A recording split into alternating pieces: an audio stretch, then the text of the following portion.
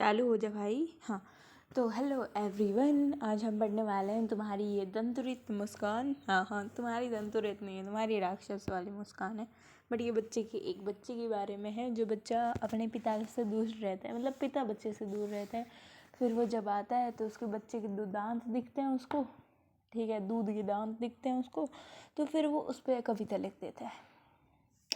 Very nice. हाँ, तो उनका नाम है नागार्जुन जी। हाँ, तो उनके बच्चे की कविता पढ़ेंगे आज हम। तो चलो। तुम्हारी ये दंतुरित मुस्कान मृतक में भी डाल देगी जान, धूली धूसर तुम्हारे ये गात, छोड़कर तालाब मेरी झोपड़ी में खिल रहे हैं जल जात, परस पाकर तुम्हारा ही प्राण पिघल कर जल बन गया है, कठिन बन गया होगा कठिन पाषाण। अच्छा देखो, ये बच्चे की जो मुस्कान है उसकी तारीफ़ करते हुए बोलते हैं कि ये जो तुम्हारी मुस्कान है ना, ये मरे हुए में जान डाल देगी। अब मरे हुए में जान कैसे डाल सकती है भाई? मरे हुए में जान डालना मतलब एकदम निराश व्यक्ति है और अभी उसको मतलब कोई एनर्जी नहीं है, कोई वो मोटिवेशन नहीं है उसके लिए ज़िंदा रहने का, मतलब ठीक है, दुख ही दुख है उसकी ज़िंदगी में। तो अगर वो उस बच्चे की दंतुरित मुस्कान देख ले तो फिर वो खुश हो जाएगा और उसके अंदर निराशा ख़त्म हो जाएगी, ठीक है।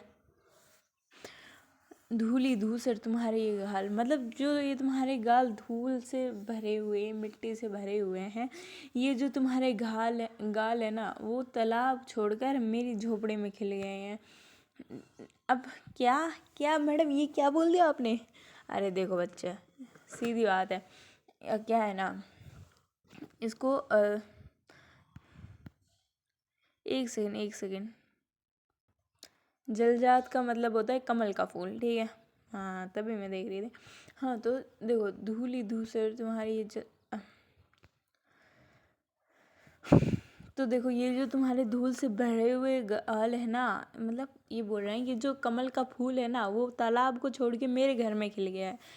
मतलब देखो, जो कमल होता है, कमल वो क्या है ना, देखो अभी इन्होंने कमल ही क्यों बोला, इन्होंने सनफ्लावर क्यों नहीं बोला, इन्होंने मैरीगोल्ड क्यों नहीं बोला, ठीक है, क्यों नहीं बोला? क्योंकि देखो, जो कमल है ना, वो ही पानी के अंदर रहता है और उस पर थोड़ी मिट्टी वगैरह रहती है, ठीक है। तो इसलिए वो बोल रहा है, लेखक बोल रहे हैं कि जो धूल से भरा, और बच्चे का गाल भी धूल से भरा हुआ था, तो इसलिए कमल और इसका कंपैरिजन करते हुए बच्चे को वह ना कमल का फूल बोल दिया जाता है, ठीक है।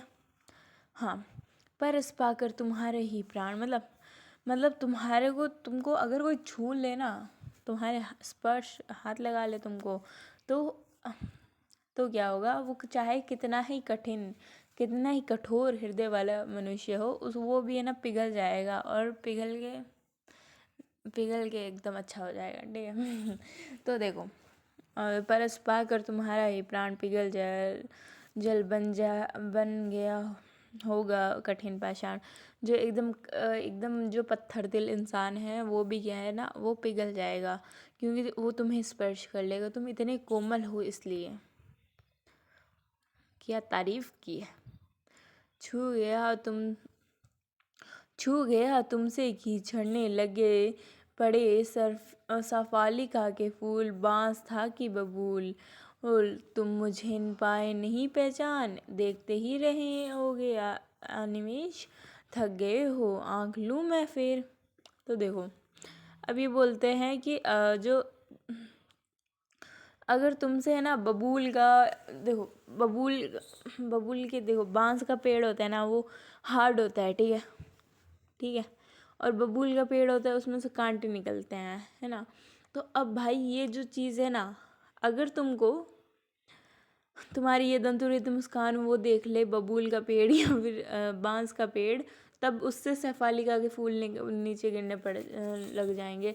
तो इसका मतलब ये थोड़ी ना ये बांस वो शेफालिका के फूल मतलब बांस से शेफालिका के फूल हो गए, नहीं नहीं, इसका मतलब ये है कि कोई बहुत कठोर इंसान भी पिघल जाएगा, ठीक है। वो भी एकदम उससे बांस और बबूल से शेफालिका के फूल में परिवर्तन हो जाएगा उसका भी। तुम मुझे, अच्छा फिर वो बोलते हैं कि हाँ, क्योंकि लेखक बहुत दिनों से बाहर थे, तो बोलते हैं कि हाँ तुम मुझे पहचान नहीं पाए हो, तो देखते ही रहोगे एनिमेश, मतलब देखो एनिमेश का मतलब होता है बिना पलक झपकाए। तो वो बोलते हैं कि तुम ऐसे मेरे को बिना पलक झपकाए ही देखते ही रहोगे। हाँ, माना कि तुम मुझे पहचान नहीं पाए हो, अगर तुम ऐसे ही देखते रहोगे तो फिर मैं अपनी आँख फेर लूँगा तुमसे दूसरी तरफ। फिर वो बोलते हैं कि क्या हो गया, तुम पहली बार में मेरे से परिचित नहीं हो गई पा रहे हो तो कोई बात नहीं, अगली बार पहचान लेना, ठीक है। अगर तुम्हारी मम्मी यदि तुम्हारी माँ ना माध्यम बनी होती आज, मैं ना सकता देख, मैं ना पाता जान तुम्हारी ये दंतुरित मुस्कान। देखो, अब देखो, बच्चा माँ पे ही डिपेंडेंट है, माँ है तब बच्चा है, ठीक है। अभी कम्युनिकेशन चल रही है बाप बेटे के बीच में, तब भी माँ के कारण है, ठीक है। वो माँ की गोद में है, इसीलिए माँ उसे खान पीन करती है और बच्चा माँ, तो इसी तरीके से बच्चा माँ की कोख में ही रहता है 9 महीने तक, तो उस तरीके से तो ठीक है। हाँ, तो अगर माँ ना होती तो फिर ये लेखक अपने बच्चे को देख पाते क्या? ये लेखक को पता रहता क्या कि ऐसा कुछ हो सकता है? दंतुरित मुस्कान हर चीज़ क्यों है? क्योंकि उसकी बच्चे की माँ के कारण, ठीक है। तो फिर वो बोलते हैं कि तुम भी धन्य हो, तुम्हारी माँ भी धन्य है, चीर प्रवासी मैं अतर मैं अन्य।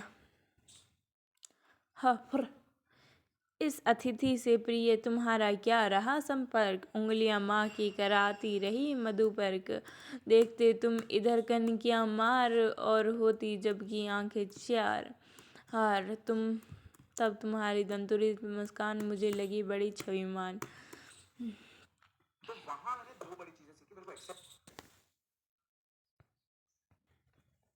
हाँ, तो देखो, ये फिर बोलते हैं कि तुम्हारी माँ धन्य, तो फिर वो बोलते हैं कि देखो, तुम और तुम्हारी माँ का संबंध है और मैं तो कोई और ही हूँ, मैं तो कोई दूसरा ही हूँ, मुझे तुम नहीं जानते और तुम मुझे क्या ही जानोगे, मेरे से तुम्हारा क्या ही संपर्क, क्योंकि मैं इतने दिन तुम्हारे पास था ही नहीं और तुम्हारी माँ ही तुम्हें वो खिलाती गई मधुपर्क। मधुपर्क मतलब क्या होता है कि मिक्सचर होता है दही शहद जो, वैसे, ठीक है।